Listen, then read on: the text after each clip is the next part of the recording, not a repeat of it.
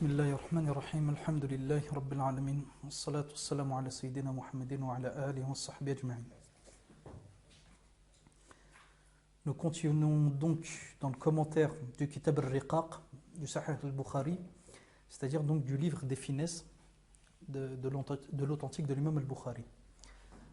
Nous arrivons ce soir au chapitre Babu Dhahab as-Salihin, le chapitre de la disparition des gens pieux. Babu Dhihab ou Dhahab as-Salihin. Dhahab signifiant soit le départ, et là dans le sens du hadith, la disparition des salih, donc des gens pieux. Il dit donc l'imam al-Bukhari Babu Dhahab as-Salihin wa yuqalu al-Dhihab al-Matar.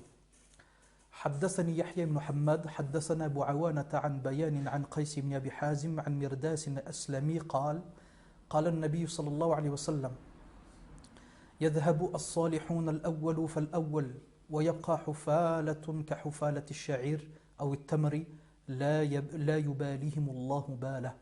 قال أبو عبد الله يقال حفالة أو وحثالة. Donc le chapitre du départ ou de la disparition des gens pieux. ويقال الذهاب المطر. Et l'imam al-Bukhari dit الذهاب أو الذهب signifie aussi la pluie. D'accord? Mais ce n'est pas la question. Juste il dit ça. Il dit al-dhihab signifie aussi donc la pluie. Mais ici il parle donc de zihab ou de zahab dans le sens de la disparition ou le départ. Le hadith que rapporte l'imam al-Bukhari, il est le suivant. Le prophète sallallahu alayhi wa sallam a dit يَذْهَبُ الصَّالِحُونَ الْأَوَّلُ فَالْأَوَّلُ. Les gens pieux partent les uns après les autres, ou les gens pieux partiront les uns après les autres. وَيَبْقَى حُفَالَةٌ كَحُفَالَةِ الشَّعِيرِ أَوِ التَّمْرِ. Et il ne restera que les déchets ou les détritus. Les déchets ou les détritus semblables aux déchets ou détritus de l'orge ou des dattes. Allah subhanahu wa ta'ala ne leur donnera aucune importance. La yubalihim Allahu bala. C'est-à-dire Allah subhanahu wa ta'ala ne leur accordera aucune importance. Qala Abu Abdillah yuqalu hufalatun aw husala. À propos donc du mot détritus ou déchets utilisé par le prophète alayhi salatu wassalam, qui est ici hufalatun, donc dans le hadith, et Abu Abdillah dit nous pouvons dire hufala wa husala, c'est-à-dire qu'il y a un doute sur le terme utilisé, et là on voit la précision donc de Sahaba lorsqu'ils rapportent la parole du prophète alayhi salatu wassalam, ils disent hufalatun wa husala. Les deux mots ont été utilisés suivant les chaînes de transmission qui ont été les deux mots ont été utilisés, mais le sens est le même. Hufala signifie le détritus. Donc, وَيَبْقَى حُفَالَةٌ كَحُفَالَةِ الشَّعِيرِ أَوِ التَّمْرِ. Et il ne restera, quand il n'y aura plus de pieux, que les détritus ou les déchets semblables aux déchets ou aux détritus de l'orge, c'est-à-dire ce qu'il reste de l'orge, ce qu'on n'utilise pas, donc la pellicule, etc. أَوِ التَّمْرِ, d'accord? Ou la date. Donc le prophète alayhi salatu wassalam, il donne cette image-là. Il ne restera que les choses qui n'ont pas de valeur, d'accord? Et il termine en disant la yubalihimullahu bala. Et Allah subhanahu wa ta'ala ne leur donnera aucun poids et ne leur accordera aucune importance. Alors, qu'est-ce que l'on apprend à l'intérieur de ce hadith-là?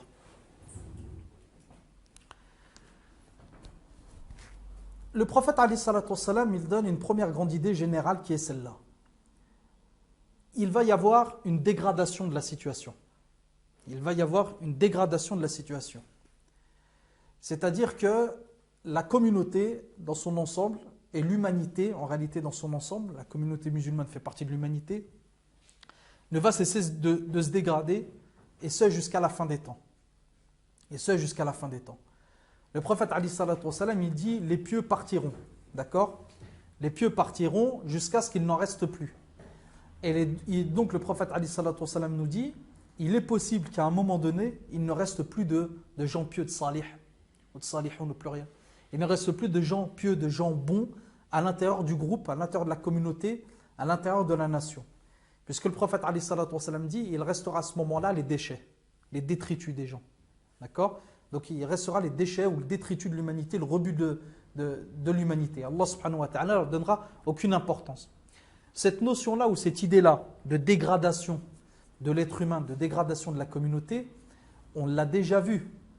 On l'a déjà vu dans des hadiths sur lesquels on s'est arrêté avant, notamment le hadith connu où est-ce que le prophète Ali sallallahu alayhi wa sallam dit « La meilleure des générations est ma génération, puis celle qui suit, puis celle qui suit. » Et il dit donc le prophète Ali sallallahu alayhi wa sallam « La meilleure des générations est la mienne, donc la génération de Sahaba, puis celle qui suit, donc Tabi'in, puis celle qui suit, Tabi'in.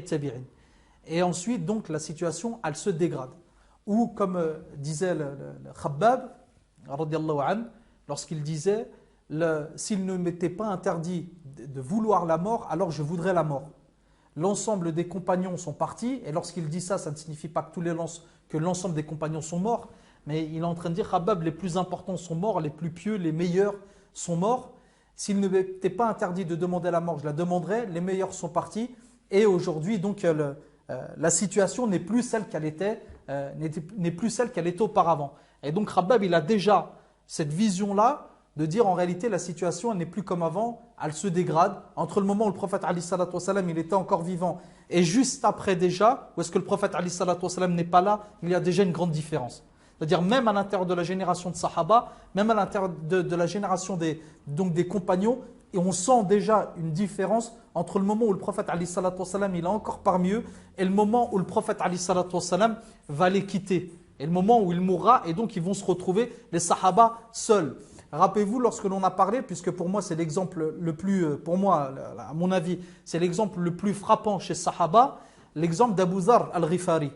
Abu Dharr, donc, qui se convertit au premier temps de l'islam, lorsque le prophète Ali sallallahu alayhi wa sallam est encore à la Mecque, et lorsque le da'wah n'est pas encore public, en réalité Abu Dharr il se convertit là, donc au premier temps de la Mecque, et puis ensuite il va vivre les persécutions, et puis ensuite il va vivre l'installation du prophète Ali sallallahu alayhi wa sallam à Médine, puis l'État islamique, puis les batailles, puis les victoires, puis la prise de la Mecque, puis la mort du prophète Ali sallallahu alayhi wa sallam. Il vivra ça, Abu Dharr, et il vivra Abu Dharr, donc l'autorité de l'islam sur toute la péninsule arabique. Donc il verra les choses évoluer, il verra la mort du prophète Ali sallallahu alayhi wa sallam, il verra l'enrichissement de la Ummah.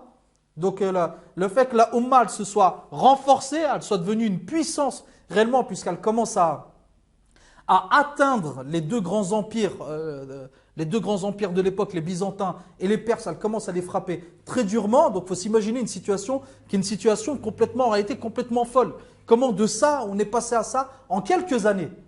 En quelques années. Comment on est passé de gens persécutés à la Mecque et on passe aujourd'hui déjà à l'autorité sur les gens qui nous persécutaient, plus le fait qu'on soit passé à d'autres ennemis que jamais on n'aurait imaginé pouvoir atteindre un jour.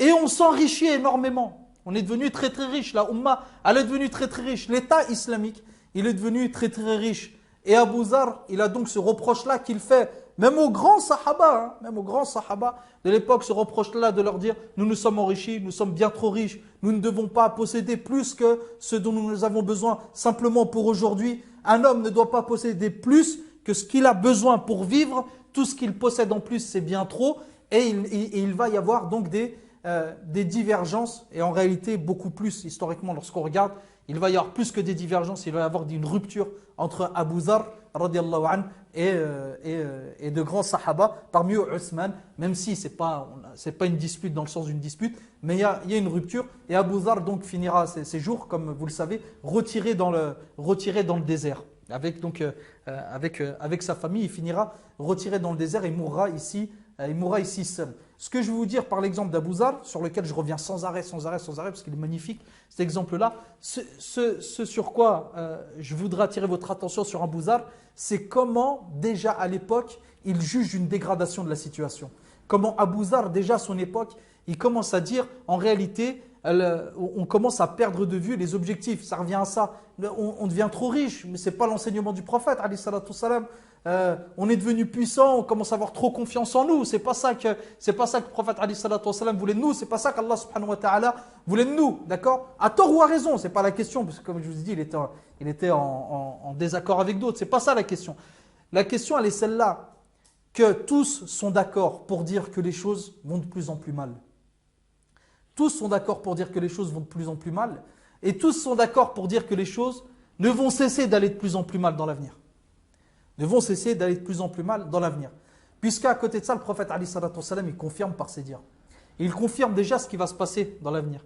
Par ce hadith-là notamment, lorsqu'il dit les pieux partiront les uns après les autres, il ne restera plus que le rebut de l'humanité. Lorsque le prophète Ali sallallahu alayhi wa sallam, il annonce, il dit la meilleure des générations c'est la mienne, puis celle qui suit, puis celle qui suit, sous-entendu et après, ben, ça se dégradera. Voyez. Et puis cette vision-là qu'ont les sahaba et le prophète Ali sallallahu alayhi wa sallam, comme on va le voir dans tous les hadiths que l'on va voir ce soir, le prophète Ali sallallahu alayhi wa sallam qui dit en réalité la fin des temps, lorsqu'elle arrivera, on sera dans une société qui sera dégradée au maximum.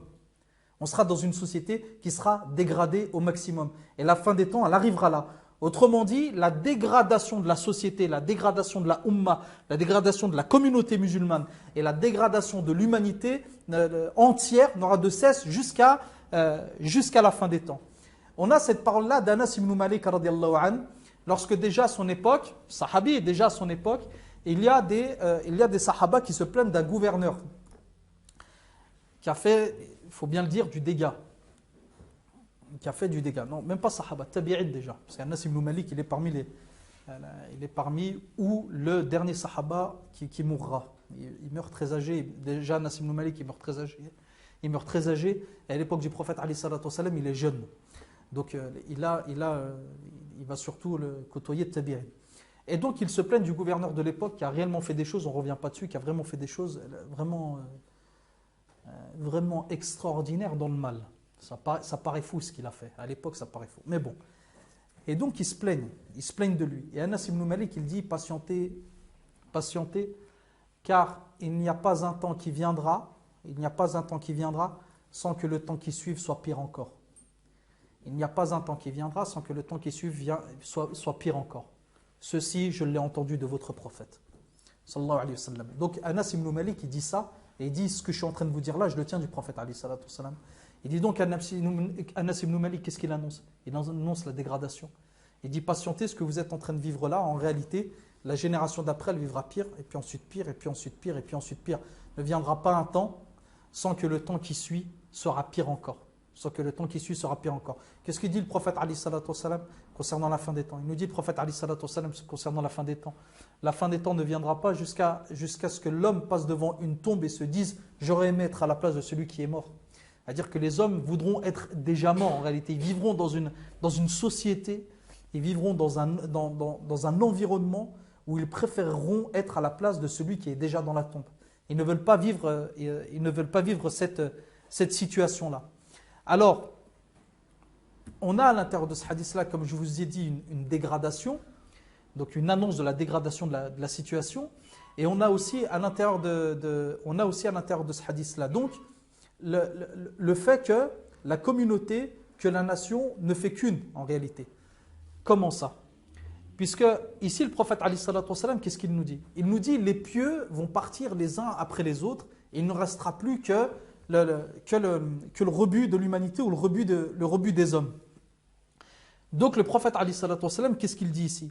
Il dit donc les pieux, les gens bons, ils servent dans la société. Ils ont un impact dans la société. Vous voyez? C'est ça qu'il est en train de dire le prophète Ali sallallahu alayhi wa sallam. Et c'est lorsque ces gens-là disparaîtront qu'Allah subhanahu wa ta'ala ne donnera plus aucune importance à ceux qui restent. La yubalihimullahu bala. Ailleurs, dit le prophète Ali sallallahu alayhi wa sallam, lorsqu'il ne restera plus que les autres, les déchets, voyez, ce que vous jetez de l'orge ou ce que vous jetez des dattes, les déchets, dit le prophète Ali sallallahu alayhi wa sallam, il dit à ce moment-là, Allah subhanahu wa ta'ala, il donnera plus d'importance à ces gens-là. D'accord? Aux derniers hommes qui resteront. Bien. Pourquoi Allah subhanahu wa ta'ala ne donnera plus d'importance à ces gens-là? Puisqu'à l'intérieur de ce groupe-là, il n'y aura plus de gens bons, il n'y aura plus de gens pieux. Donc, le prophète Ali sallallahu alayhi wa sallam, qu'est-ce qu'il dit? Il dit, il y a une solidarité en réalité. La valeur d'une société, la valeur d'une communauté, elle est en fonction de la valeur des gens qu'il y a à l'intérieur, et que certaines personnes, si elles sont bonnes, relèvent le niveau général, ou relèvent la moyenne générale. C'est lorsque ces gens sont parmi nous, lorsque ces gens pieux sont parmi nous, qu'Allah subhanahu wa ta'ala continue d'avoir de l'attention pour nous, et qu'Allah subhanahu wa ta'ala continue, comme on va le voir par la suite, qu'Allah subhanahu wa ta'ala continue à être bienveillant vis-à-vis de tout le groupe. De tout le groupe, pas simplement des pieux, de tout le groupe. Il est bienveillant envers tout le groupe s'il y a à l'intérieur du groupe des gens bons. Et Allah subhanahu wa ta'ala délaissera le groupe, ne sera plus bienveillant envers eux, lorsqu'à l'intérieur de ce groupe-là, il n'y aura plus personne de qualité. Donc la présence de bons, même s'ils sont minoritaires, à l'intérieur d'une nation, Allah subhanahu wa ta'ala, ou ceci est la cause pour qu'Allah subhanahu wa ta'ala prenne soin de cette communauté-là. Réellement, prenne soin, comme on va le voir. Donc maintenant, la question, elle est celle-là. En quoi les salih ou les salihoun, les gens pieux, les gens bons, les gens qui ont cet attribut-là, comment ces gens-là, ils sont utiles? Comment ces gens-là, ils servent le groupe entier? Pourquoi Allah subhanahu wa ta'ala décide d'être bienveillant vers une communauté dans laquelle il y a des pieux et d'abandonner une communauté dans laquelle ils ont disparu? Qu'est-ce qu'ils ont ces gens-là? Mais en réalité, pour répondre à cette question, on va revenir à d'autres hadiths qui, lorsqu'on les colle les uns avec les autres, ou d'autres versets du Coran, lorsqu'on les colle les uns avec les autres, on va avoir une vision générale.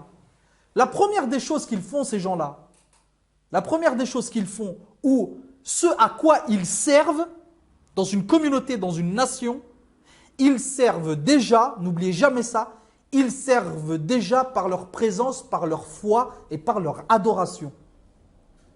Les gens pieux servent à toute la nation par leur foi et par leurs bonnes actions. Par leur foi et par leurs bonnes actions. Je vous rappelle le hadith sur lequel on s'est arrêté durant le mois de Ramadan, il y a maintenant 2 ans. Lorsque le hadith où est-ce qu'il est rapporté que Sa'd, radiallahu an, comme il est rapporté dans le hadith, Sa'd, radiallahu an, il a senti qu'il avait une supériorité sur les autres. Il avait une supériorité sur les autres sahaba. Supériorité due à quoi? Au rang, sûrement, à la richesse aussi, et au fait parce que Sa'd, c'est pas de l'orgueil dans le sens je suis meilleur parce que je suis le meilleur, ou je suis le meilleur parce que mon père était meilleur. C'est pas la lignée. C'est je sens que je suis meilleur parce que peut-être mon rang, mais aussi le fait que je sois riche et aussi le fait que j'œuvre, le fait que je combatte, le fait que je serve la Ummah, que je serve la communauté, je serve la nation. Je suis un serviteur de l'État islamique. Je suis aux ordres du prophète alayhi salatu wassalam et je fais des choses que peut-être d'autres ne font pas. Qui les autres? Les vieux, les femmes, les enfants, qui n'ont pas le même niveau d'action que lui. Et le prophète alayhi salatu wassalam, il répond à ça en disant Hal tunsarun, hal turzaqun wa tunsarun illa bidu'afaikum. Mais n'êtes-vous pas ou ne recevez-vous pas votre subsistance et votre secours que grâce aux faibles qu'il y a parmi vous? Et comment le prophète alayhi salatu wassalam répond à ce comportement? Il dit, mais votre subsistance, elle provient d'où? Et votre victoire, tunsarun, vous obtenez le secours et la victoire. Il provient d'où le secours et la victoire? Grâce aux faibles parmi vous. Grâce aux faibles parmi vous. C'est à cause des faibles. Donc de ceux qui sont, entre guillemets, qui n'ont pas œuvré comme lui, qu'il y a une victoire et qu'Allah subhanahu wa ta'ala donne la victoire et qu'Allah subhanahu wa ta'ala donne la subsistance. Donc c'est pourquoi tu dis je suis riche, l'autre il est pauvre, moi je sers mieux. Moi je suis fort, lui il est faible, moi je sers mieux. Mais en réalité, qui donne la victoire? Qui donne la subsistance à la fin? C'est toi ou c'est Allah? C'est Allah. Toi tu n'es qu'un outil. Toi tu n'es qu'un outil. Toi tu n'es qu'un outil lorsque tu prends de ton argent, de tes biens et que tu donnes à quelqu'un qui est dans le besoin. Toi tu es l'outil. C'est la cause. Mais derrière, c'est qui la cause première? C'est Allah subhanahu wa ta'ala qui t'a utilisé. Si toi demain t'es pas là, Allah subhanahu wa ta'ala il utilise une autre cause. C'est pas un problème. Toi si demain toi t'es cassé, on prend un autre outil. C'est pas grave. T'es qu'un outil là-dedans. Pourquoi tu te sens au-dessus des autres? Pourquoi tu te sens au-dessus des autres? Quand les savants ils ont voulu expliquer le hadith là, ils ont dit pourquoi les faibles ils donnent la victoire? Pourquoi les faibles ils sont la cause de la victoire? Ils sont la cause de la richesse que l'on a, de la subsistance que l'on a. Pourquoi? Qu'est-ce qu'ils ont que les autres, justement, n'ont pas? Qu'est-ce qu'ils ont que les autres n'ont pas? Ils ont, comme nous disent les savants, et ceci est conforté par un autre hadith, ils ont la sincérité dans le cœur, les adorations et les invocations. La sincérité dans le cœur, les adorations et les invocations. Le prophète Ali sallallahu alayhi wa sallam dit dans un autre hadith, le prophète Ali sallallahu alayhi wa sallam dit dans un autre hadith qui nous fait comprendre ça. Il dit, certes Allah subhanahu wa ta'ala vous secourt, vous donne le secours, certes Allah subhanahu wa ta'ala vous donne le secours ou la victoire que grâce aux faibles qu'il y a parmi vous. Et il explique bida'watihim wa salatihim wa ikhlasihim, par leurs invocations, par leurs prières et par leur sincérité. Bida'watihim wa salatihim wa ikhlasihim, par leurs invocations, par leurs prières, par leur sincérité, ils servent à la nation entière. Ils servent à la nation entière. Ne pas penser que celui qui donne la victoire à la Ummah est celui, si on prend un exemple simple, est celui qui est sur le champ de bataille uniquement. Le prophète Ali sallallahu alayhi wa sallam, il corrige ça rapidement chez ça. Il dit attention, attention, attention. Le champ de bataille, la victoire, elle provient d'Allah subhanahu wa ta'ala. La victoire, elle provient de lui, elle ne provient pas de toi. Toi, encore une fois, tu n'es que l'outil. D'accord ? Ne te sens pas supérieur à ceux qui sont restés derrière, parce qu'ils ne pouvaient pas, les femmes, les enfants, les vieux, etc. Il se peut que toi, ta victoire que tu as sur le terrain, d'accord, elle ne soit pas due à ton entraînement, elle ne soit pas due à ta préparation, elle ne soit pas due à ton armement. Elle est due à une chose, à la doua qu'a fait la femme qui est restée derrière, ou le gamin qui est resté derrière, ou la vieille personne qui est restée derrière. C'est lui qui t'a donné la victoire en réalité. Et il a servi peut-être à l'armée plus que toi. Il a été utile à l'armée peut-être plus que toi. Donc, la présence des salihoun déjà dans une nation, vous voyez comment Allah subhanahu wa ta'ala, il lit le destin de tous à tous. C'est-à-dire que vous n'allez pas vous en sortir seul, etc. S'il y a des bons parmi vous, Allah subhanahu wa ta'ala, il s'occupera bien de vous tous. Et lorsque les bons disparaîtront, Allah subhanahu wa ta'ala vous abandonnera tous. D'accord ? S'il y a des gens qui sont pieux, la piété ne sert à toi uniquement. C'est magnifique ça, comme solidarité à l'intérieur d'une communauté. La piété, elle te sert à toi uniquement. Le prophète Ali sallallahu alayhi wa sallam dit, la piété, elle te sert à toi et elle sert à toute la Ummah. La piété, elle sert à toi et elle sert à toute la Ummah. Donc, le péché, il a une influence sur toi et sur toute la Ummah. Ta transgression, ta perversion, hein, il dit, je fais ce que je veux. D'accord ? Je fais ce que je veux, tu ne me donnes pas de leçons, etc. Ta perversion, elle a un impact sur toute la Ummah. Comment tu peux dire je fais ce que je veux, ça me regarde. Ça ne te regarde pas, ça me regarde moi aussi. Ça ne te regarde pas toi uniquement. Ça te regarde certes toi, Yawm al-Qiyamah. Mais pour l'instant, ça me regarde aussi là sur terre. Yawm al-Qiyamah, c'est pas grave. C'est Allah subhanahu wa ta'ala, il s'occupera de toi comme il voudra s'occuper de toi. Mais pour l'instant, là je suis là et pour l'instant, ça a un impact sur ma vie. Ta perversion, elle a un impact sur ma vie. C'est incroyable ça.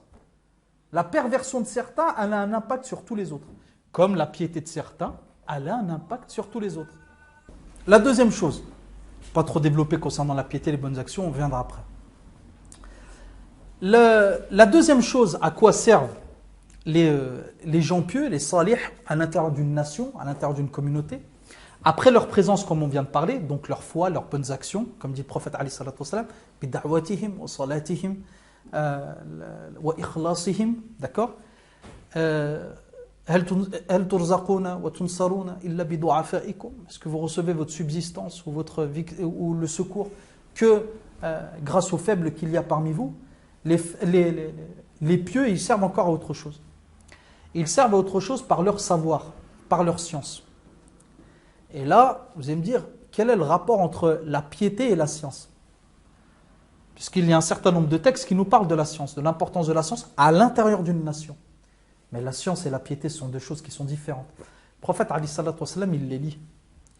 Il lit la science et la piété d'un côté, comme il lit l'ignorance et la perversion de l'autre côté. En réalité, il y a deux couples qui s'affrontent. Le prophète, alayhi salatu wassalam, on voit dans ses hadiths, dans ses paroles, qu'il dit qu'il y a deux couples en réalité qui s'affrontent. D'un côté, il y a le premier couple, savoir, science et piété, c'est un premier couple. Et de l'autre côté, il y a un autre couple qui est le couple ignorance et transgression, ignorance et perversité et désobéissance. Les deux vont ensemble et les deux là vont ensemble. Lorsque le prophète alayhi salatu wassalam nous dit, regardez bien ça, il dit l'heure n'arrivera pas, donc on revient à l'idée de départ, il y a une dégradation, de la nation, une dégradation de l'humanité. Le prophète alayhi salatu wassalam dit l'heure n'arrivera pas, c'est-à-dire l'heure dernière, la fin des temps, n'arrivera pas le temps que il y a parmi les signes de l'heure, le fait que le savoir soit enlevé. Le fait que le savoir soit enlevé. Que l'ignorance soit répandue. Le savoir est enlevé et l'ignorance est répandue. Ou l'ignorance reste. Ça fait partie des signes de la fin des temps. On boira du vin, ou le khamr, donc la boisson alcoolisée. On boira le khamr et sera visible la fornication. C'est-à-dire que le zina, il sera répandu et visible. Et donc le prophète, alayhi salatu wassalam, ça fait partie des signes de la fin des temps. La fin des temps, la science est enlevée, mais l'ignorance reste. Et dit le prophète, alayhi salatu wassalam, yusbatul jahl. Yusbat. Yusbat en arabe, c'est pas rester simplement, c'est être ancré. As-sabat. Et donc c'est yurfa'ul ilm wa yusbatul jahl. Donc la science est enlevée, mais l'ignorance est bien ancrée. Elle reste bien ancrée. Elle se répand. On boira le khamr et leur fornication sera répandue. À l'intérieur, le prophète alayhi salatu wassalam, il nous dit donc, la science, c'est une chose qui partira, d'accord? Elle partira, comme partiront qui? Les gens pieux. La science, elle partira comme partiront les gens pieux. Et quand la science disparaît, ou le savoir, je préfère parler de savoir, et quand le savoir il disparaît, il est remplacé par quoi? C'est quoi le contraire? L'ignorance, d'accord? Et avec l'ignorance, il y a quoi qui suit? Les transgressions. Le vin et le zina. Le vin et le zina. Lorsque le prophète alayhi salatu wassalam dit prenez la science avant qu'elle vous soit enlevée. Prenez le savoir avant qu'il vous soit enlevé. Il y a un bédouin qui dit Ya Rasulallah, comment le savoir il va être enlevé? Comment on va revenir sur les gens pieux? Ya Rasulallah, comment le savoir il va être enlevé? Il dit le savoir est enlevé en enlevant ceux qui le portent. Le savoir est enlevé en enlevant ceux qui le portent, les hommes. Le savoir est enlevé comme ça.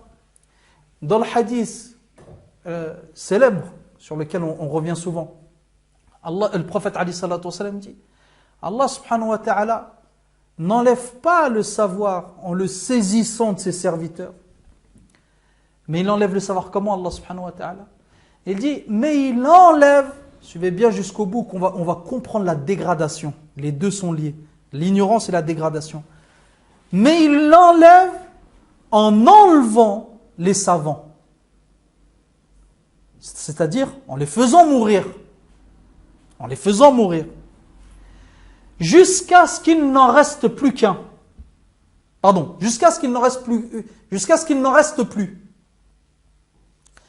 Ensuite, les gens mettront à leur tête des ignorants. Et dit le prophète alayhi salatu wassalam, فَسُئِلُوا فَأَفْتَوْا بِغَيْرِ عِلْمٍ. On leur posera des questions et ils répondront sans science. فَأَفْتَوْا. Ils feront quoi? Aftaw. Ils feront la fatwa.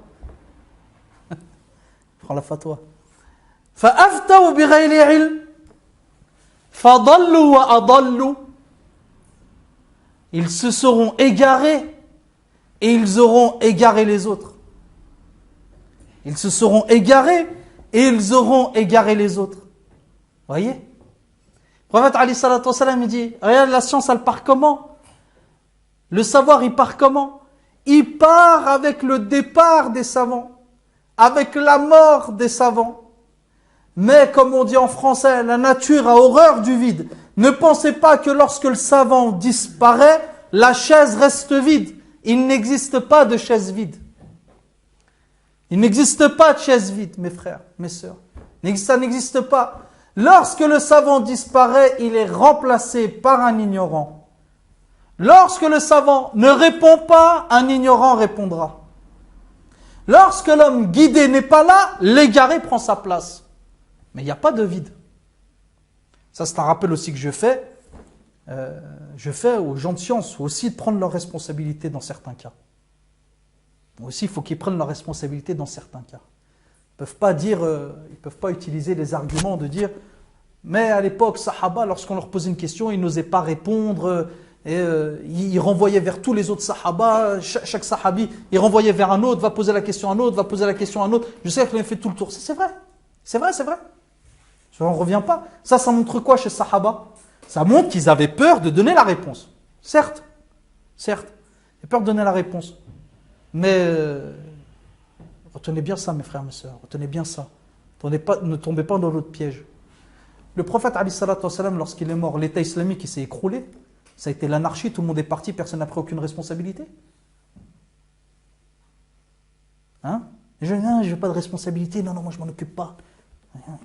Comment je m'en occupe pas? L'État islamique, est-ce qu'il s'est effondré après la mort du prophète alayhi salatu wassalam? On est retourné à l'époque des tribus. Au bout d'un moment, Abu Bakr a pris la responsabilité. Certes, il ne la cherche pas. Quand on insiste, il la prend. Il dit non, il a hors des questions. Puis avec tout le discours, le Yawm al-Qiyamah, ça va être très dur là. Et parce que ça ne va pas être dur, le Yawm al-Qiyamah, de dire devant Allah subhanahu wa ta'ala, j'ai rien fait pour la Ummah. Ça par contre, c'est facile. Ça par contre, tu n'as pas peur. Tu as peur de dire, je vais me tromper, je prends une responsabilité, je risque de faire des erreurs. Alors que le prophète, alayhi salatu wassalam, justement sur ça, il a encouragé les gens en disant quoi? En disant, lorsque le savant, il ne parle pas de l'ignorant, attention. Lorsque le savant prend une décision, donne une opinion, d'accord? Ishtahada. Il a fait un effort de réflexion. S'il donne une bonne réponse, il a 2 récompenses. S'il donne une mauvaise réponse, il a 1 récompense. Le prophète alayhi salatu wassalam dit, si tu te trompes, tu vas en enfer. Comment tu as menti sur Allah subhanahu wa ta'ala? Non. Il dit, tu es un savant, il faut que tu prennes ta responsabilité. Tu donnes une bonne réponse, tu as raison, c'est ce qu'Allah subhanahu wa ta'ala voulait, tu es récompensé le double. Tu t'es trompé, dans l'erreur, Allah subhanahu wa ta'ala te récompense. Pourquoi? Il ne faut pas du vide. Il ne faut pas le vide, mes frères. Ouais, l'organisation islamique, elle est parfaite. L'organisation islamique, elle est parfaite. Elle est aussi parfaite que les astres dans l'univers. C'est réglé d'une manière aussi parfaite que les astres dans l'univers, l'organisation islamique. C'est juste qu'il faut qu'on l'étudie correctement. Juste faut qu'on l'étudie correctement. Le prophète alayhi salatu wassalam dit, allez-y, donnez des réponses. Vous vous trompez, Allah subhanahu wa ta'ala vous récompensera. Attention pour les gens de science, pas les autres. Pourquoi? Encore une fois, les ignorants prendront la relève. Les ignorants prendront la relève. Et là, dans certains cas, c'est ce qui se passe. Dans certains cas, c'est ce qui se passe.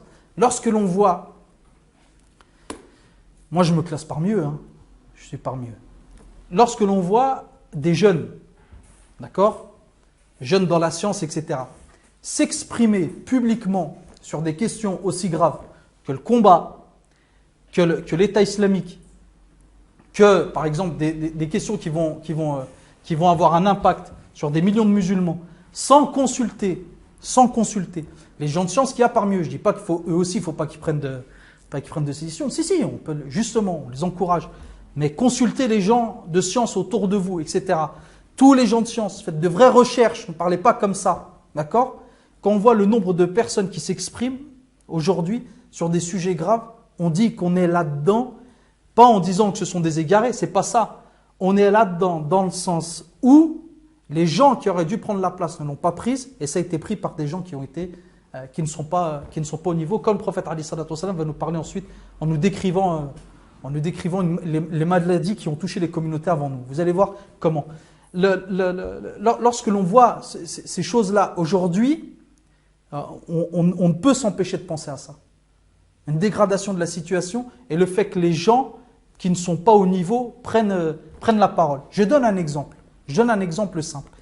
Lorsque, pour ceux qui sont un peu sur Internet, etc., lorsque, par exemple, vous mettez un statut sur Facebook, quel que soit le statut que vous mettez, d'accord, vous écrivez. Vous donnez votre avis sur une question donnée. Ceux qui sont sur Facebook ont dû voir le nombre d'avis qui sont donnés par des gens, par des gens lambda sur Facebook, d'accord? Bien. Et que cette parole, par exemple, elle est lue par tous vos amis. Ce qui représente peut-être parfois 200 personnes, 300 personnes. Ce qui arrive. Ou parfois, aller aimer, les gens ils cliquent, et aller aimer peut-être 20 fois, 30 fois, etc. En tous les cas, elle est lue 100 fois. Lorsque vous faites une vidéo, que vous êtes vu 20 000 fois, 30 000 fois, d'accord? Ça veut dire quoi ça? Je pose la question à la personne. Est-ce que tu serais capable, aujourd'hui, de t'asseoir devant 300 personnes et de leur dire ce que tu viens d'écrire là? Tu es capable de le faire? Tu t'assois dans une mosquée devant 300 musulmans et tu leur dis ce que tu viens d'écrire. Ah non, moi je suis pas un savant, je suis... Ah bah t'es pas un savant. Ah mais combien de personnes qui ont lu ton truc là? Il y a combien de personnes qui ont lu ton truc pourri? Hein? Il y a combien de personnes qui ont vu ta photo avec ton coucher de soleil et puis ta parole déglinguée? Hein? Il y a combien de personnes qui ont vu ça? Bah prends ta photo de coucher de soleil pourri, tu vas dans une mosquée, tu parles à 300 personnes. Et regardez ce qu'ils ont dit Allah subhanahu wa ta'ala. Puis tu regardes la réaction. Ah, c'est ça. Si tu n'es pas capable de le faire, et là les gens ils vont revenir à la réalité. Ils vont dire ah non, nous, moi je fais des rappels. Le rappel aujourd'hui, mes frères, hein, là encore c'est quelque chose qui a été détourné. Aujourd'hui, le rappel est devenu le moyen pour les ignorants de parler d'islam. Le rappel aujourd'hui, c'est devenu le moyen pour les ignorants de parler d'islam. J'ai pas le niveau de science, mais je fais des rappels. Hein. Moi, je fais pas la fatwa, je fais des rappels. Et le rappel quoi? Tais-toi. Pourquoi tu rappelles? Pourquoi tu rappelles? Comme j'ai parlé la dernière fois longtemps avec des frères, je disais dans le temps, quand il n'y avait pas Internet, etc., tu avais un frère qui te parlait de religion, tu croisais dans le quartier, etc. Il y avait un frère qui te parlait de religion, il te sortait un hadith, le hadith, il tournait dans ta tête pendant une semaine. Tu sais, tu n'entendais pas. La personne, elle venait, elle te disait, tu sais ce qu'a dit le prophète, alayhi salatu wassalam? Tu sais, les choses qu'on entendait. Quand on va être dans la tombe, il va se passer ça. La chose, elle tournait en boucle dans la tête pendant une semaine. Le prophète, alayhi salatu wassalam, il a dit ça. Puis si tu rentrais chez toi, tu le répétais, ça va te parler avec tes parents. Le prophète, alayhi salatu wassalam, il dit ça. Vous saviez qu'il a dit ça? Sans la tombe, la chose, elle avait révolutionné ta manière de voir. Aujourd'hui, on lit, quelqu'un qui est sur le net, il lit 300 hadiths par jour. C'est pas un mal en soi. Je vais vous dire pourquoi tu es contre le fait de lire des hadiths. Non. En fait, vous les lisez, ils n'ont aucun impact et vous ne les comprenez pas. Ils n'ont pas d'impact et vous ne comprenez pas. Il n'y a plus de fruits à ça. Il n'y a plus de fruits. Dans le temps, le seul hadith que tu entendais, il tournait en boucle. Il avait une influence. Il changeait ton comportement. Durant un moment, du moins, je ne dis pas, tu attendais un hadith, tu changeais de vie. Mais tu entendais un hadith, par exemple, sur le châtiment. Pendant une semaine, tu t'avais changé ton comportement. Pendant une semaine. Tu étais plus calme, tu parlais mieux, tu délaissais certains de tes péchés. Et puis après, bon, la vie étant ce qu'elle est, c'est à ça que sert le rappel. Voyez, tu revenais à ta vie. Et donc, normalement, là, on t'en redonne un autre. Voyez, pour repartir. Mais ça avait de l'impact. Ça avait de l'impact. Maintenant, il n'y a plus cet impact-là. Voyez? Donc, lorsque quelqu'un... la même chose, il parle, il est vu 30 000 fois, 100 000 fois, 100 000 fois. Il se filme dans sa cuisine ou dans sa chambre, il est vu 100 000 fois.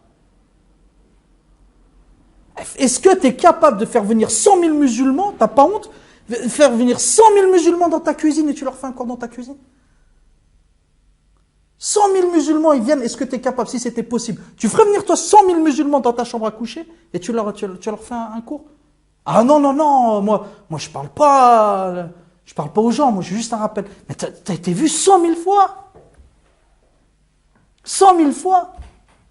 Ou 10 000 fois, ou 20 000 fois? S'il me dit oui, je dis pas que c'est je dis pas que c'est mauvais. S'il me dit oui, je dis ah ça va. Au moins t'es en accord. C'est bien, t'es en accord avec tes règles. Si tu me dis ouais, moi ça me fait pas peur, je parle à 20 000 personnes, c'est bon, khalas. Moi je dis rien, je me tais, je dis bah c'est bon. T'as eu raison. Maintenant, si la personne, après ça, elle se cache sous une fausse modestie, non, moi je fais que rappeler, tais-toi, arrête de rappeler, tu vois, t'as rien demandé.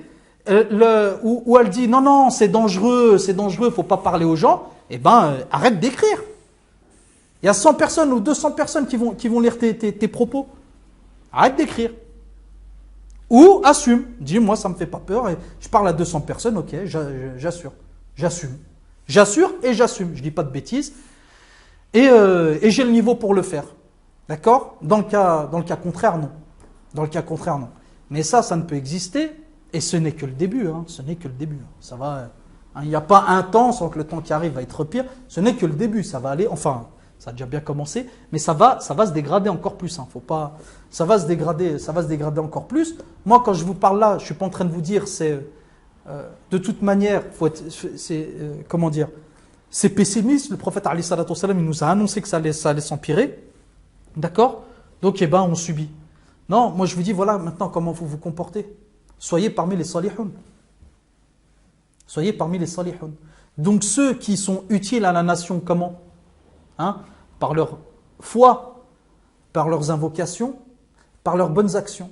Ceux qui sont utiles à la nation, par leur science, par leur savoir. Et on voit comment le savoir, il est lié à la piété. Et enfin, à quoi ils servent les salihoun dans une nation, dans une communauté, à quoi ils servent ? Ils servent à cette grande action-là qui est al-amru bil ma'ruf wa nahi 'anil munkar. Le fait d'ordonner le bien et d'interdire le mal. Le fait d'ordonner le bien et d'interdire le mal. Ou le convenable, al-ma'ruf, ce qui est bien, ce qui est convenable. El-munkar, ce qui est détesté des gens, ce que les gens rejettent. El-munkar, ce qui est étranger. D'accord ? Dans le sens de la langue. Ce qui est étranger, c'est-à-dire ce que les gens n'acceptent pas naturellement. Ce qui est mauvais. Al-amru bil ma'ruf wa nahi 'anil munkar, c'est une grande adoration de la communauté musulmane. C'est-à-dire, c'est une de ses spécificités. Elle se distingue, la nation islamique, la communauté du prophète alayhi salatu wassalam, elle se distingue par ça. Al-amru bil ma'ruf wa nahi 'anil munkar. Allah subhanahu wa ta'ala nous dit dans le Coran, wa ta'awanu 'ala al-birri wa at-taqwa wa la ta'awanu 'ala al-ithmi wal 'udwan. Et entraidez-vous 'ala al-birri wa at-taqwa, la piété aux bonnes actions, wa la ta'awanu 'ala al-ithmi wal 'udwan, et ne vous entraidez pas au péché et à la transgression. C'est-à-dire qu'il dit, Allah subhanahu wa ta'ala, soyez solidaires entre vous. Comment ? Soyez solidaires entre vous en vous arrangeant les uns les autres, en vous réformant les uns les autres. La première des solidarités qui doit exister chez le musulman, c'est une solidarité de ta'awun ala al-birri wa taqwa, sur la piété, les bonnes actions. C'est ça la première solidarité qui doit exister dans la Ummah. S'il n'y a pas cette solidarité-là de départ, il n'y aura aucune solidarité qui suit, ou du moins, même s'il y a une solidarité ensuite matérielle, par exemple, le fait qu'on s'entraide lorsqu'on est dans le besoin, etc., ça va finir par être annulé par Allah subhanahu wa ta'ala, puisqu'il n'y a pas ala al-birri wa taqwa. Il n'y a déjà pas ça. On ne s'entraide pas déjà sur le bien, sur le fait d'obéir à Allah, et on ne s'entraide pas sur le fait de s'éloigner des péchés. Allah subhanahu wa ta'ala nous dit وَلْتَكُنْ مِنْكُمْ أُمَّةٌ يَدْعُونَ إِلَى الْخَيْرِ وَيَأْمُرُونَ بِالْمَعْرُوفِ وَيَنْهَوْنَ عَنِ الْمُنْكَرِ. Et que soit issue de vous une nation, une nation qui appelle au bien. يَدْعُونَ إِلَى الْخَيْرِ. Le khayr en arabe, c'est général, c'est pas un bien, c'est pas quelque chose de précis. Tout ce qui est bon, la foi c'est bon, la croyance juste c'est bon, les adorations d'Allah subhanahu wa ta'ala c'est bon, le bon comportement c'est bon. Le système islamique, dans sa généralité, dans sa globalité, il est bon. C'est ça le khayr. Yad'ouna ila al-khayr. C'est ça notre rôle. Wa ya'muruna bil ma'ruf wa yanhauna 'anil munkar. L'un va avec l'autre et ils ordonnent ce qui est convenable et ils interdisent ce qui est blâmable. Allah subhanahu wa ta'ala, regardez ce qu'il dit encore. Kuntum khayra ummatin ukhrijat lin-nas ta'muruna bil ma'ruf wa tanhauna 'anil munkar wa tu'minuna billah. Vous êtes la meilleure communauté issue de parmi les hommes, la meilleure nation issue de l'humanité. Pourquoi ? D'où est-ce que vient cette supériorité sur les autres? De votre sang. C'est pas le sang. C'est pas le sang. C'est la langue, c'est pas la langue. C'est pas la race, c'est pas la langue, c'est pas la culture. Hein? Ta'muruna bil ma'ruf wa tanhauna 'anil munkar. Vous ordonnez le bien ou le convenable et vous interdisez ce qui est blâmable. Wa tu'minuna billah. Et vous croyez en Allah. Et vous croyez en Allah. C'est ça qui fait votre supériorité sur les autres. Et c'est ça qui a fait, comme Allah subhanahu wa ta'ala, à l'intérieur du Coran, le Coran explique le Coran. Un verset explique un autre verset. Regardez comment Allah subhanahu wa ta'ala dit, c'est ça la spécificité de la Ummah. Et il dit, voilà le crime de ceux qui étaient avant vous. Il dit Allah subhanahu wa ta'ala, lu'ina alladhina kafaru min bani Israël ala lisani Daouda wa Isa ibn Maryam. Ceux qui ont mécru parmi les enfants d'Israël ont été maudits. Par qui? Par moi? Pas par moi. Ils ont été maudits par leur propre prophète. Ala lisani Daouda wa Isa ibn Maryam. Zalika bima asawna wa kanu ya'tadun. Ceci à cause de leur désobéissance et de leur transgression. Leur propre prophète, Daoud alayhi salam, plusieurs générations après, Isa alayhi salam, il a maudit les mécréants parmi les enfants d'Israël. Le peuple à qui ils ont été envoyés, ils ont maudit une partie, pas tous, ils ont maudit une partie de leur peuple. Pourquoi?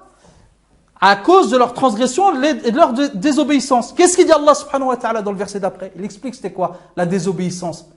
Kanu la yatanawna an munkarin fa'alu. Ils ne s'interdisaient pas le mal qu'ils faisaient. Entre eux, ils ne s'interdisaient pas le mal entre eux. Kanu la yatanawna an munkarin fa'alu. Ils ne s'interdisaient plus le mal, il était répandu chez eux. Il était répandu chez eux. Lorsqu'Allah subhanahu wa ta'ala il dit Kuntum khayra ummatin ukhrijat linnas, en opposition à ces gens-là, vous êtes la meilleure communauté issue parmi les hommes. Qu'est-ce qu'ils disent les mufassirs? Abdullah ibn Abbas radiyallahu anhuma, Mujahid, donc parmi les sahaba, ils disent Khayrun nas linnas. La communauté musulmane, c'est quoi? C'est comme ça qu'ils ont donné le tafsir de ce verset-là, incroyable. Khayra ummatin ukhrijat linnas. Khayrun nas linnas. Les meilleurs des gens pour les gens. Les musulmans, c'est qui? Les meilleurs des hommes. Pourquoi c'est les meilleurs? Linnas. Parce que ce sont les meilleurs pour les gens. Khayrun nas linnas. On est les meilleurs des gens parce qu'on est les meilleurs pour eux. Parce qu'on est les meilleurs pour eux. On rend service. Comment on rend service? On ordonne ce qui est bon et on interdit ce qui est blâmable. Et à partir du moment où on ne le fait plus, eh bien on n'est plus la meilleure des communautés. Sans contradiction. On rentre dans quelle communauté? On rentre dans les communautés qui nous ont précédés. On rentre dans les communautés qui nous sont précédées. Qu'est-ce qu'il dit le prophète alayhi salatu wassalam?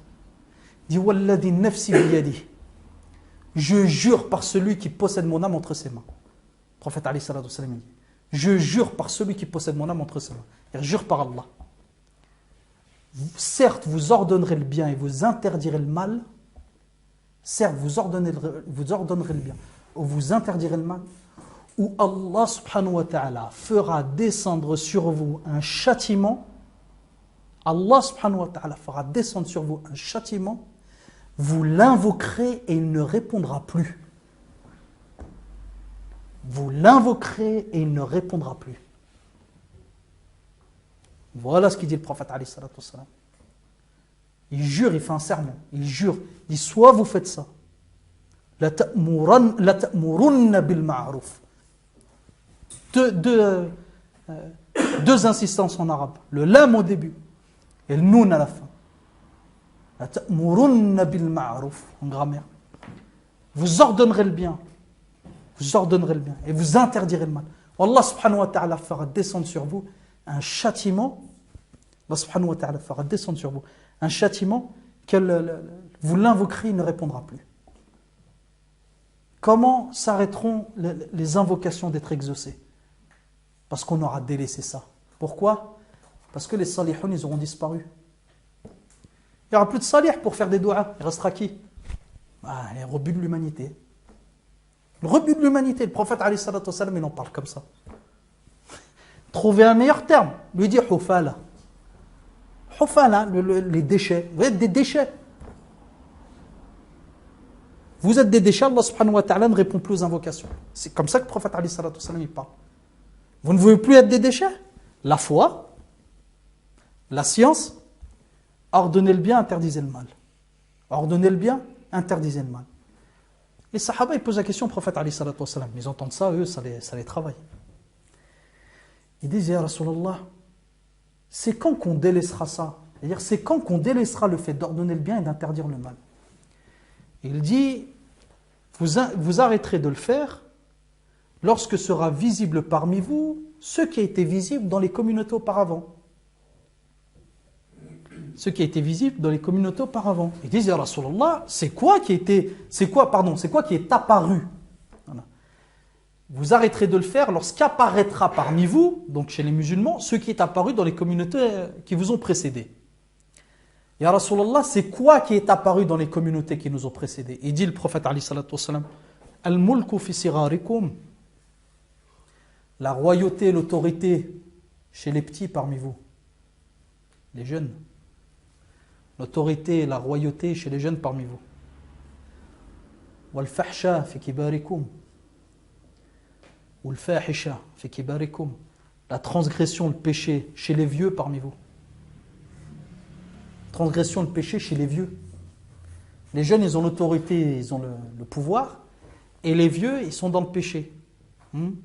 Et la science, wala ilmu, et la science chez les derniers parmi vous. Là, les savants, ils ont dit, c'est qui les derniers, ou les plus bas, l'arzal, les plus méprisables parmi vous. La science, elle se répandra, la science sera prise par les gens qui n'ont pas le niveau de foi, qui n'ont pas de spiritualité, qui n'ont pas le comportement. D'accord? L'arzal, les gens qui ne sont pas des gens nobles, c'est-à-dire les gens qui vont servir du savoir. Vous voyez? Ce n'est pas parmi les gens qui ont fait un sacrifice pour lui, c'est les gens qui, en réalité, le savoir, c'est un investissement. Ce qu'on voit, hein, la noblesse. La science, elle me donne une noblesse. On le voit, ça chez nous. Hein? Quand tu es le dernier de ta communauté, et c'est à un moment donné, c'est le savoir en islam qui t'a élevé chez les gens. Avant, tu valais rien. Avant, tu valais rien, pourquoi? Soit parce que, ce qui est normal, hein, ce qui existe encore chez les hommes, tu n'étais pas d'un clan fort, ta famille n'était pas forte, tu n'étais pas riche, tu n'étais pas intelligent non plus. Tu n'étais pas quelqu'un qu'on écoutait, parce que souvent tu étais stupide. C'est comme ça. Il y a des gens qui sont comme ça. Tu étais stupide, tu disais n'importe quoi, tu es quelqu'un qu'on délaissait, tu avais un mauvais comportement. Quelqu'un en qui on n'avait pas confiance. Hein? On ne faisait pas confiance avant. Et tout d'un coup, ta connaissance fait de toi quelqu'un de respectable. Dans la Ummah, vous devenez quelqu'un de respectable chez les musulmans. Vous êtes devenu quelqu'un de respectable. Pourquoi? Il sait lire le Coran, il connaît la langue arabe, hein? Il a quelques connaissances. Mais avant, tu étais le dernier parmi nous. C'est quoi qui t'a élevé? C'est quoi qui t'a élevé? C'est à un moment donné le fait d'être plus savant que les autres. Ça, voilà. La science, elle est répandue chez les derniers, pas les gens nobles, pas les gens de caractère, pas les gens forts, pas les gens qui sont sacrifiés pour elle, mais les gens qui sacrifient la science pour eux. Pas pareil. Ils ne sacrifient pas pour la science, ils sacrifient la science pour eux, pour leurs intérêts à eux. Ils n'étaient rien avant, et ils sont devenus quelqu'un après. Comment vous voulez compter sur ces gens-là pour ordonner le bien et interdire le mal? Vous ne pouvez pas compter sur ces gens-là pour ordonner le bien et interdire le mal. Le prophète alayhi salatu wassalam dit, lorsque ce sera le cas, avec les deux autres, hein, le fait que la royauté soit parmi les jeunes, et le fait que la perversion soit parmi les vieux, vous rajoutez la science, elle est parmi les gens les plus bas, les plus vils, et vous avez le résultat final qui est, on ne s'interdit plus le mal, on n'ordonne plus le bien, et on s'interdit plus le mal. Et on s'interdit plus le mal. Et ça, c'est l'état de la nation après sa dégradation, comme le prophète alayhi salatu wassalam, il nous dit. Bien. Le prophète alayhi salatu wassalam, il dit dans un hadith très connu, toujours sur ça, Salih, les gens qui sont bons, qui sont pieux. Hadith connu. L'islam est venu étranger et redevient étranger comme elle est venue. Le bonheur ou la réussite ou le paradis, suivant les tafsirs qu'on donne au hadith, dans tous les cas la réussite. Le bonheur, la réussite ou le paradis aux étrangers. Aux étrangers, c'est-à-dire à ceux qui s'accrochent. Parce que là, moi je vous parle, là pour nous aujourd'hui, faut que nous on soit parmi les salihun.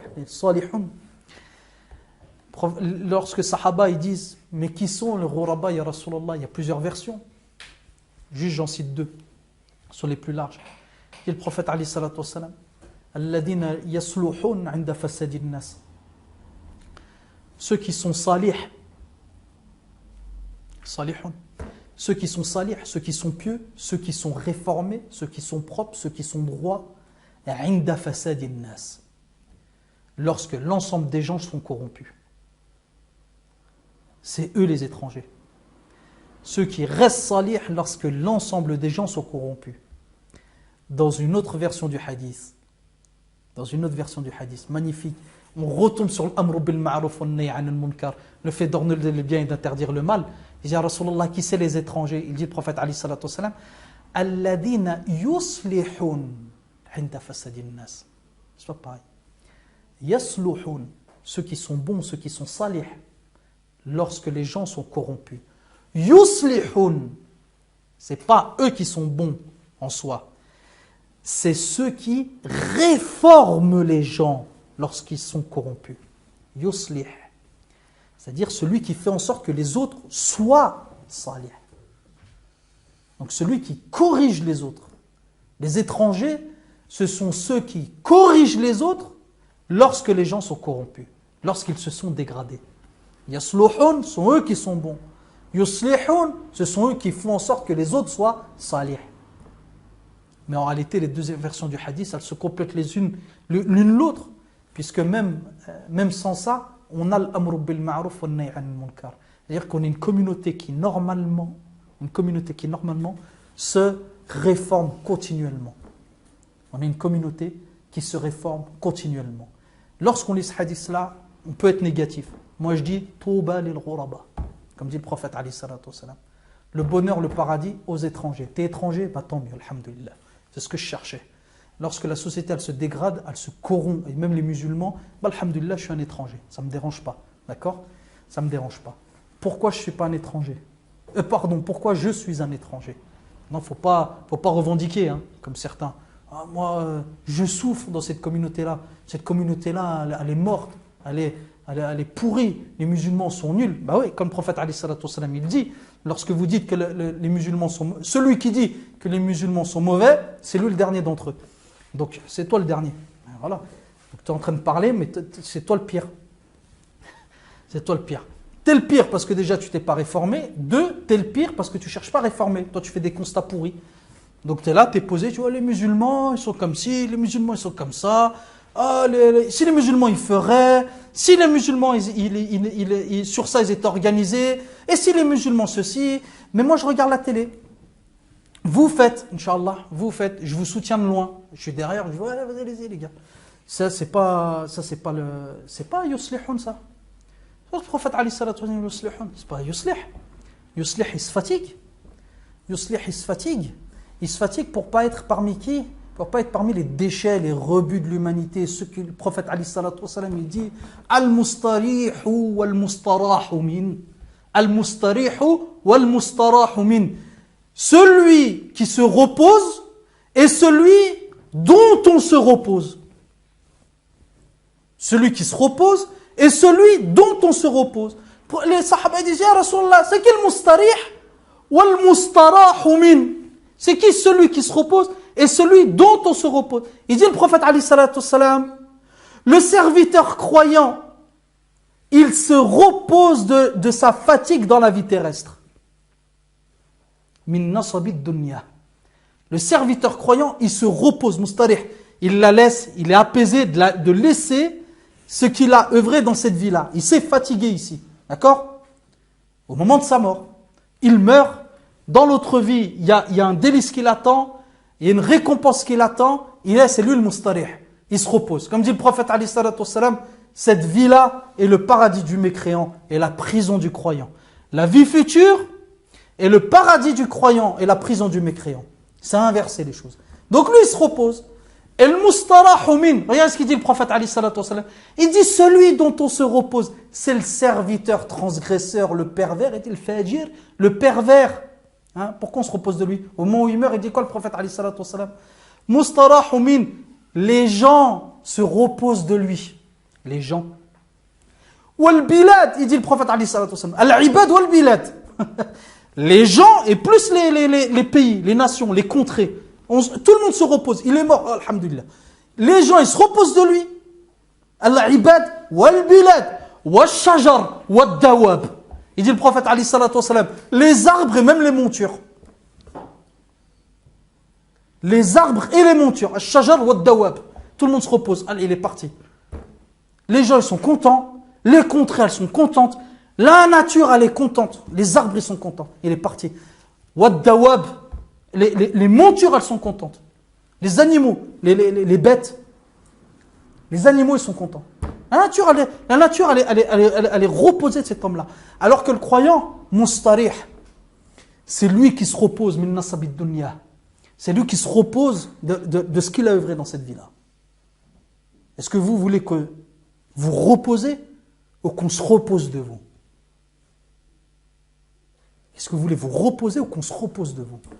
Est-ce que vous pensez que lorsque vous allez mourir, on va dire, ou est-ce que quand vous allez mourir, on va dire, il va manquer? C'est un salih qui part. C'est un salih qui part, et avec son départ, la communauté elle est dans un danger plus grand encore.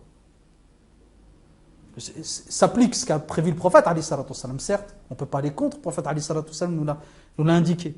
Mais qu'est-ce qu'on se dit? On dit quand il part, on dit, on se dirige vers ça, ça y est, c'est un salih qui part effectivement. Il y en aura de moins en moins, ça continuera. Ou est-ce qu'on dit, cette personne-là, tant mieux, elle est partie? Non, celui, c'est pas un salih, je pense qu'on va se porter mieux. Sans lui, en réalité, la Ummah elle sera dans un meilleur état.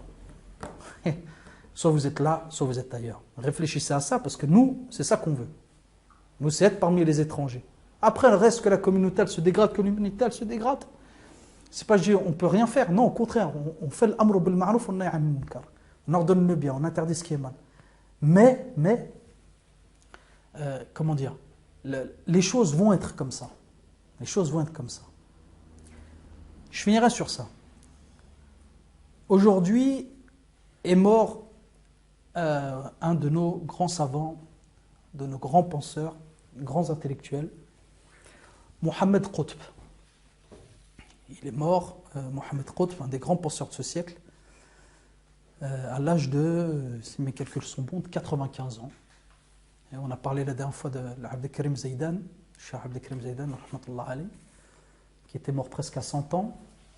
Là, il est mort aujourd'hui, 4 avril, Mohammed Qutb, comme son nom l'indique. Il est de la famille de Sayyid Qutb, il est son jeune frère. Il est le petit frère de Sayyid Qutb, il était depuis la